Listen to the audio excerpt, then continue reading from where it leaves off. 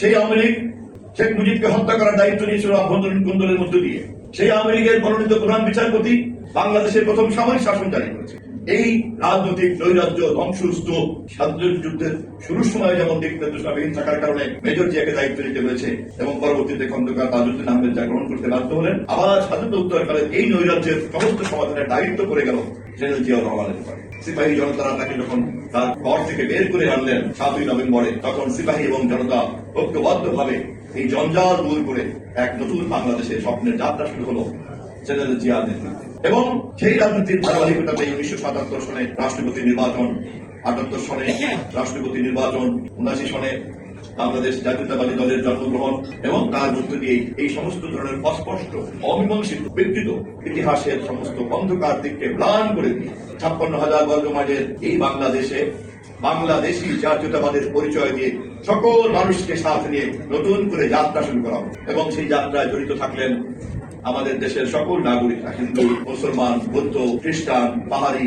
অপাহাড়ি, বাঙালি, অবাঙালি, সমতল, বাঙালি, বাংলা ভাষা ব্যবহারকারী, অন্য ভাষা ব্যবহারকারী, কারোই তো আর কোনো ক্ষোভ থাকলো না। বাংলাদেশী জাতীয়তাবাদ সকলকে ঐক্যবদ্ধ করে বাকশাল যেই একদলীয় শাসনের কথা বলে, তার বিপরীতে বহুদলীয় শাসন তৈরি হলো।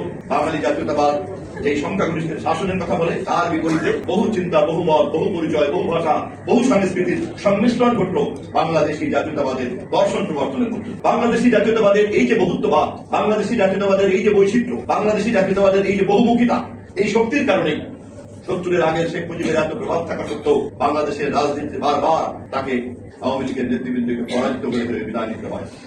অপরদিকে পুলিঙ্গের মতো আমাদের দলের নেতারা আবির্ভাব ঘটে, শহীদ জিয়াউর রহমান আবির্ভাব ঘটেন, বাংলাদেশী জাতীয়তাবাদের আবির্ভাব ঘটে, আবার বেগম খালেদা জিয়ার নেতৃত্বে, আমাদের মাতা দেশনেত্রী খালেদা জিয়ার নেতৃত্বে 10 বছর যাবৎ রাজপথের সংগ্রাম করে আবার জনগণের ভোট নিয়ে প্রথম নারী প্রধানমন্ত্রী হন। আবার তার মধ্যে ষড়যন্ত্র, নানান রকম চক্রান্ত, তারপরে আবার আমরা ভোটাধিকার ফেরত পাই এবং তারেক রহমানের নেতৃত্বে এখনো বাংলাদেশে আমরাই পরিচালনা করার দায়িত্ব পাবো। এক ঝলকে যদি আমরা ইতিহাসের দিকে তাকাই, তাহলে কিন্তু এই পার্থক্যটা আমাদের কাছে খুবই স্পষ্ট হয়ে যাবে। আমরা যদি ধরি 72-এর 10ই জানুয়ারিতে শেখ মুজিবের আগমনের ফলে যে বিশাল জমায়েত ছিল, সেটি ছিল শেখ মুজিবের প্রতি একটি আশা, প্রত্যাশা এবং স্বপ্নের জমায়েত।